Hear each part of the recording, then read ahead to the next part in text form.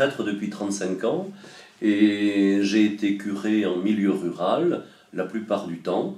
Et je suis arrivé il y a 5 ans à Pau, en milieu urbain, ce qui complète admirablement l'expérience de mon ministère.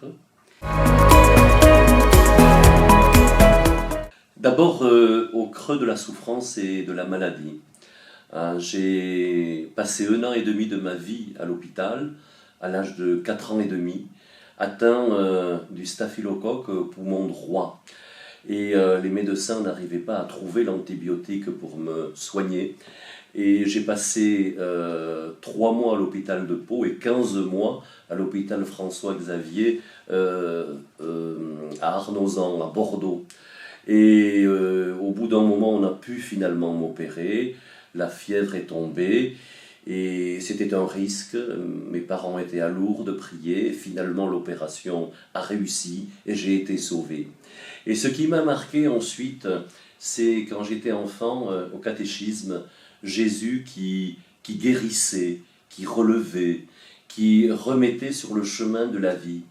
Et à travers l'immense traumatisme que j'avais vécu, moi, petit enfant, cette vie de Jésus m'a beaucoup interpellé. Et je voulais guérir les personnes, les soigner, mais pas comme un médecin, d'une autre manière.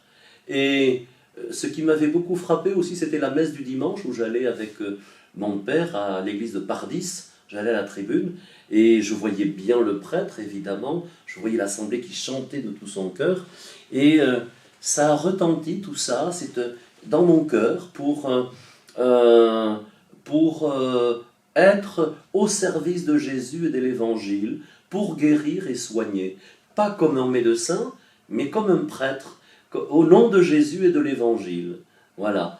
Et puis ensuite, il y a eu des hauts et des bas, mais en gros, ça a été ça. Et puis voilà, j'ai fait le séminaire. Je suis rentré après le bac au séminaire, j'étais jeune, 18 ans. Premier cycle à Dax, deuxième cycle à Bayonne, il y avait 2 cycles encore. Dax, ça n'existe plus, tout est à Bayonne maintenant. Et ensuite, j'ai été ordonné prêtre, j'avais 27 ans, j'étais très jeune aussi. Et puis j'ai été nommé de suite en paroisse. Voilà. Et je rends grâce au Seigneur parce que c'est vraiment magnifique de consacrer sa vie à ce message de paix, de liberté, d'amour, de vérité, de justice, de solidarité, de pardon et de réconciliation que porte la parole de Dieu. Et porter cette parole-là au cœur de ce monde, ce n'est jamais banal, c'est toujours passionnant.